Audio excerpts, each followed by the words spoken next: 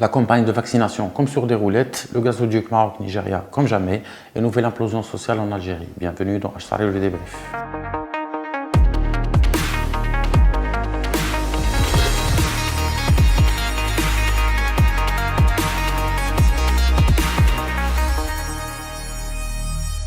Lancée le 28 janvier dernier, la campagne de vaccination contre le coronavirus au Maroc se déroule bien, voire même très bien. N'est-ce pas, Mehdi? Tout à fait, Tariq. Donc la cadence est assez importante. On est à plus de 50 000 personnes en moyenne par jour qui sont vaccinées. À l'heure où on parle, on a passé la barre des 500 000 personnes qui ont reçu la première dose. Donc ouais, ça se passe bien et il faut le dire. Quand ça se passe pas bien, on le dénonce, mais là, ça se passe bien, donc on le dit. Le fait est que, en un mois depuis le début de la campagne de vaccination, 1 250 000 Marocains auront été vaccinés, n'est-ce pas? Oui, nous, d'ici un peu moins de 2 semaines, on aura fini l'opération première dose, si on peut l'appeler comme ça. Ensuite débutera l'opération deuxième dose. On devrait recevoir aussi des vaccins au fur et à mesure. D'ailleurs, ce week-end, normalement, on a dû recevoir des doses, encore une fois. AstraZeneca? AstraZeneca. D'accord. Donc voilà, donc ça se passe bien pour l'instant. La campagne de vaccination, c'est aussi le milieu rural, où tout se passe bien. Les images. انت منين من الخميسات؟ لا من برا هذا السبت.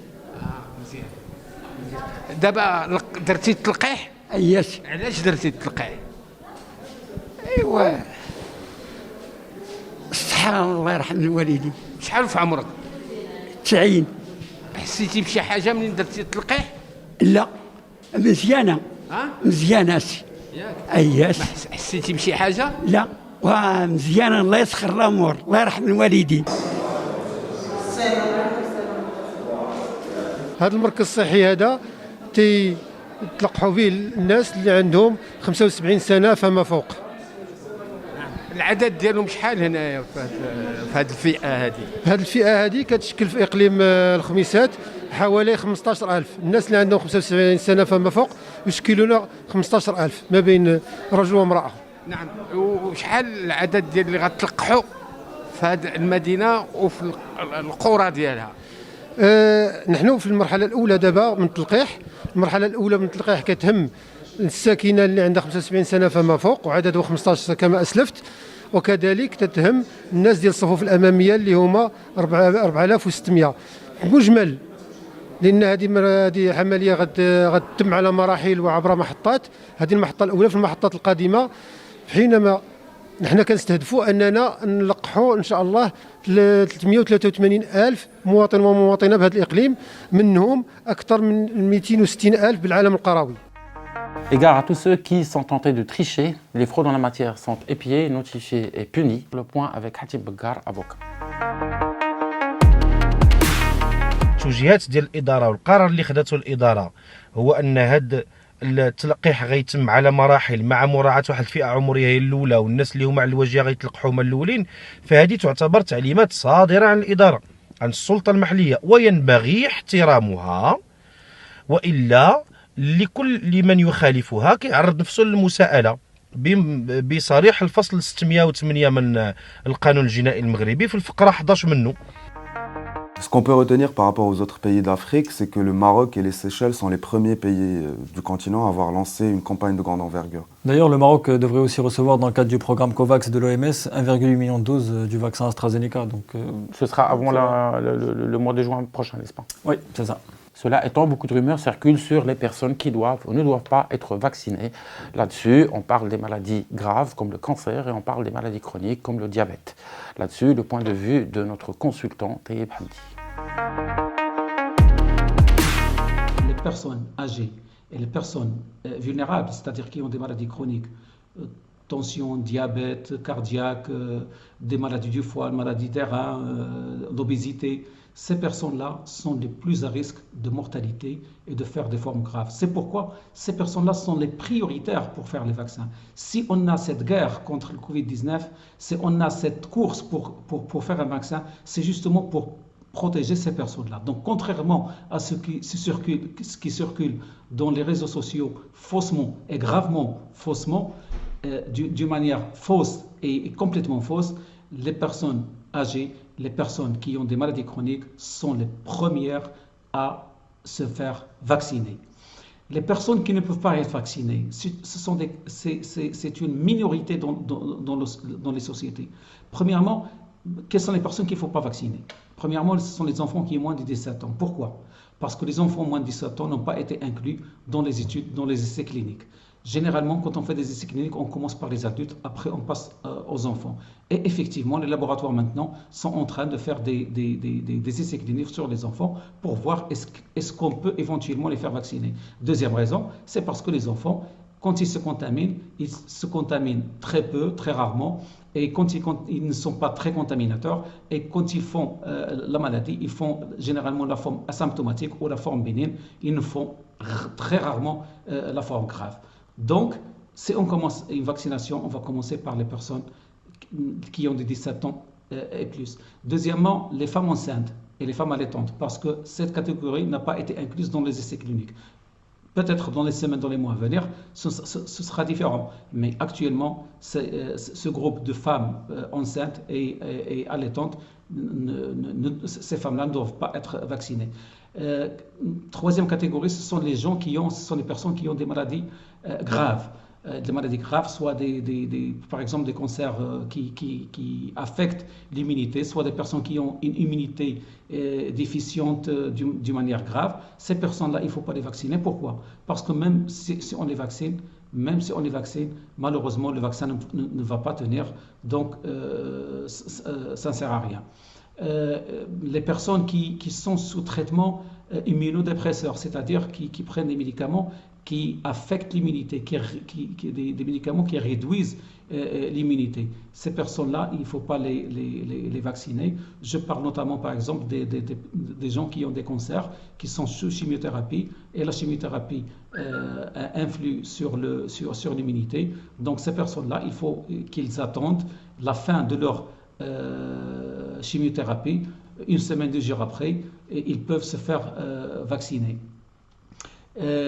Un cinquième groupe, ce sont les personnes qui ont des maladies aiguës. Par exemple, quelqu'un qui a une crise aiguë, qui a une infection pulmonaire aiguë, qui est 40 degrés, on ne va pas le vacciner quand cette personne est dans la phase aiguë de la maladie. Il faut attendre la convalescence, donc sa guérison, et après, on peut la faire vacciner. Il y a d'autres rumeurs aussi sur le vaccin AstraZeneca. Les autorités sanitaires de France et de Suède ont dit qu'il y avait des risques pour les personnes de plus de 65 ans. Le Maroc a réagi rapidement. Le comité ad hoc du ministère de la Santé a rapidement réagi. C'est aussi un point positif pour la campagne de vaccination. Ça veut dire que le ministère de la Santé suit et communique rapidement quant aux évolutions concernant les vaccins. Sur ce plan. Voilà, c'est ça. C'est un bon point qu'il faut souligner, je pense aussi. La diplomatie algérienne a beau dire que le projet est mort et enterré en y déployant une énergie folle, un communiqué du cabinet royal est venu apporter la preuve que ce projet est bel et bien vivant. Il s'agit du gazoduc Maroc-Nigéria. Daté du 31 janvier, le communiqué du cabinet royal indique ainsi que le roi Mohamed VI a eu un entretien téléphonique avec le président nigérian Muhammadu Buhari. On peut ainsi lire que Sa Majesté le Roi, que Dieu l'assiste, le président Muhammadu Buhari ont marqué leur détermination commune à poursuivre et concrétiser dans les meilleurs délais les projets stratégiques entre les deux pays, particulièrement le gazoduc Nigeria-Maroc et la création d'une usine de production d'engrais au Nigeria. Le président Buhari poursuit le communiqué à remercier Sa Majesté le Roi pour l'appui solidaire du Royaume dans la lutte contre le terrorisme et l'extrémisme violent, notamment à travers la formation des imams nigérians à l'Institut Mohamed VI de formation des imams Mourchidines et Mourchidat. Justement, en quoi consiste ce projet et c'est quoi son objectif? Alors, le projet consiste très techniquement en un pipeline de 5560 km. On parle de 20 milliards de dollars d'investissement et on parle de 13 pays que ce gazoduc va pouvoir traverser. Ce qu'il faut savoir par rapport à ça, c'est que le projet est porté par 2 fonds souverains, à la fois du Maroc et du Nigeria, ce qui en dit long sur le caractère sérieux de cette initiative.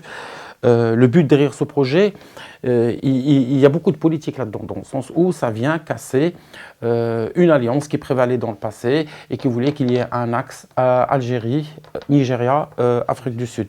Là maintenant, le Nigeria devient un partenaire stratégique du Maroc et ça promet l'ouverture d'une toute nouvelle page des relations entre le Maroc et ce grand pays, deuxième puissance africaine qu'est le Nigeria. Les plus de ce projet, voici l'avis de Mehdi Fakher, économiste. مشروع هام وهام جدا يتم تمويله بصندوق إثمار كابيتال السيادي قد وصل اليوم إلى مرحلة إنهاء يعني الدراسات وتحديد المسار الذي سوف يسلكه، وهو مسار بحري عن طريق 13 دولا هي كلها الدول الفاصلة بين المغرب ونيجيريا، وعديد منها تقع في منطقة الCEDEAO أي منطقة اتحاد دول غرب إفريقيا، وتشمل على الأقل تكتلين اقتصاديين. وسوف يمكن هذا المشروع السيادي والجيوستراتيجي الهام أولا من تزويد هذه الدول بالغاز الطبيعي، ولكن وهذا في تقديري وهذا الأهم من ضمان تزويدها الكامل بالطاقة الكهربائية، وهو يعني شيء هام جدا لضمان وتحقيق أهداف التنمية. وبالتالي اليوم لا يمكن أن نتحدث عن ربما ظروف استثماري دقيق للمشروع، لكن المهم أن المسألة قد انتهت فيما يتعلق بالدراسات الأولية، والمرحلة الحالية هي مرحلة ضبط ربما وتجميع يعني التمويلات، وهناك حديث وهناك ربما مفاوضات مع عديد يعني المؤسسات المالية الدولية مثل البنك الإسلامي للتنمية من أجل اكتمال عقد يعني المؤسسات الاستثمارية التي سوف تمول هذا المشروع السيادي المهم بامتياز، والذي يعكس القوة الضاربة للمغرب كفاعل قاري هام. Donc cette coopération passe également par le développement de l'agriculture au Nigeria, et donc on note l'ouverture d'une grande unité de production d'engrais de l'OCP qui sera la plus grande en Afrique. Projet pharaonique du gazoduc, immense projet de l'OCP et aussi coopération en matière de gestion des champs religieux et de spiritualité entre le Maroc et le Nigeria. Tout se passe pour le mieux et ça, tout le monde le sait aujourd'hui. Algérie maintenant, où de plus en plus de foyers de tension sont en train de naître ici et là, aggravant une situation économique, politique et sociale déjà bien entamée. N'est-ce pas, Ziad? Effectivement, Tarek, tout semble que les Algériens, le peuple algérien se dirige vers un Hirak 2. Donc au cours de cette semaine, on a vu la jeunesse algérienne braver le couvre-feu et sortir dans des manifestations nocturnes. C'était notamment à Alger où des centaines de jeunes Algériens ont présenté comme des supporters du MCA, le Mouloudia d'Alger. Donc sont attaqués carrément au symbole de la rente pétrolière. Qui est un symbole de la rente d'abord. C'est tout à fait, à savoir la Sonatrach. Donc, et en réinventant un autre hymne, un nouvel hymne, après la Casa del Moradia, maintenant c'est Yatboun Arwah Tiddi Tambil. On écoute. يتبون أرواح تدي المليون. احنا ما راناش في ولاية، رانا في سيلولة. أرواح تشوف يعني كي يقول لك يتبون أرواح تدي المليون. On fait référence là, les manifestants de Djigel ont fait référence la fameuse prime de 1 million, de 10 000 dinars, qui est accordée au foyer modèle. Je dis bien 10 000 dinars. 10 000 dinars, là, même pas 62 euros. Je dis bien 62 euros. Je dis bien 10 000 dinars, je dis bien يا ناس. 10 000 dinars ما تشري بها شوية لحم شوية كذا يا ما تكفيكش. يعني عيب دولة تعاون المواطنين الفقراء اللي راهم يعني لا باسكو لا كريز دو لا بانديمي de la Covid-19 elle a fait très mal aux Algériens. Peut-être qu'on n'est pas tombé malade, on n'a pas eu autant d'infections, on n'a pas eu autant de morts que des pays européens comme la France, la Tunisie, comme la France, l'Italie ou l'Espagne, mais on a eu des dégâts socio-économiques extraordinaires. Le tout sur fond de soupçons de viol, voire même des accusations claires et nettes faites par les militants du Hirak. Voilà, donc je pense que ça prend un autre degré. Ce qu'on a vu cette semaine, c'est des témoignages de torture, chose qu'on ne voyait pas avant. Donc je pense qu'on est clairement dans un nouveau tournant et ça prend une autre dimension. C'est-à-dire on est dans l'atteinte la plus abjecte aux droits de l'homme, les plus élémentaires. Exactement. Le tout sur fond de torture, d'agression sexuelle contre les militants du Hirak, n'est-ce pas? Tout à fait. Ça montre que ça prend une nouvelle dimension. C'est des choses qu'on ne savait pas avant. Donc il y a eu le témoignage de Walid Nekish cette semaine qui prouve que c'est en train vraiment de prendre une autre dimension. Oui, Nekish qui est un étudiant qui a été arrêté dans le cadre des manifestations. Tout à fait, du Hirak, auquel il était un militant voilà, qui était le symbole un peu du Hirak. Et de l'autre côté aussi, on a des défections au sein de l'armée algérienne. Donc vraiment, ça prend une nouvelle envergure. Donc une économie au bord de la faillite, une situation sociale explosive, un président absent et un gouvernement qui n'a de gouvernement que le nom, une armée qui gesticule sur des questions surtout, sauf sur le fond des problèmes qui restent est en train de se vider de son cœur. En fait. Et la promesse d'une nouvelle Algérie que ces dirigeants si bien que mal Ça de s'est faire avéré passer. une pure chimère finalement. Tout à fait, tout à fait. La preuve que rien ne va plus en Algérie, c'est que le département d'État américain vient d'élever le niveau d'insécurité dans ce pays à 4, soit le plus haut niveau d'insécurité dans leur échelle. On est au même risque d'insécurité que l'Afghanistan et la Syrie. C'est dire. Ce qui se passe en Algérie, le point de vue de notre consultant Mustafa Sahimi, politologue et spécialiste de l'Algérie. Pour l'heure, la crise est totale. Elle est sanitaire, ce qui est un élément aggravant de critique et de censure du régime actuel. Elle est également financière et économique. Le budget a été bouclé avec un large déficit et les réserves de change dans le fonds de souveraineté sont réduites maintenant à 50 milliards de dollars, alors que c'était 4 fois plus il y a 3 ans. Le marché financier se bute également sur le fait que l'Algérie n'est pas un pays attractif pour les investissements et donc il y a beaucoup de peur et de prévention à ce sujet. Et puis aussi la crise institutionnelle, c'est-à-dire qu'est-ce qu'il faut faire pour passer du régime actuel à ce que les manifestants appelaient la 6e République. Et pour l'heure, l'offre qui leur a été faite par le pouvoir est tout à fait en deçà des revendications, des aspirations. La crise institutionnelle, il y a un chef d'État dont la santé est chancelante, il est hospitalisé à l'étranger une 2e fois. Il y a une gérontocratie politique et militaire, la moyenne d'âge est entre 75 et 80 ans. Il n'y a pas de perspective parce que même en cas de démission ou d'empêchement du président actuel Tebboune, celui qui constitutionnellement doit assurer l'intérim, c'est le président du Conseil de la Nation, Saleh Boudjil, qui a 90 ans et qui peut d'ailleurs à peine se déplacer. Donc il y a là une situation majeure qui n'est pas suffisamment appréhendée, qui ne nourrit pas un scénario de sortie de crise.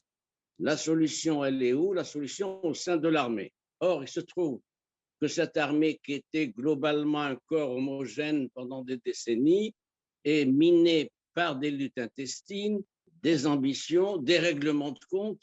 Certains généraux sont en prison, d'autres ont été mis à la retraite, d'autres ont été rappelés en service après une mise à la retraite. Et donc, il y a là un gros enjeu. Ce qui n'est pas réglé au sein de l'armée, ce sont essentiellement 2 choses, me semble-t-il. La première, c'est qu'il n'y a pas un leadership consensuel pouvant être dégagé entre les clans et donc même les factions. Et la 2e chose, c'est que l'appareil sécuritaire qui est la colonne dorsale de l'armée est lui-même partagé, divisé avec des sanctions, des renvois, des réadmissions, etc. Donc voilà qui n'augure pas positivement de la présente situation. C'est un système qui est bloqué. Il va aller jusqu'au bout de son blocage. Et personne ne sait évidemment comment les choses vont évoluer dans les semaines à venir et peut-être les mois à venir. Notre émission s'achève sur le coup de cœur, coup de gueule de la semaine. Sur ce, à la semaine prochaine et Dimam Ghalib.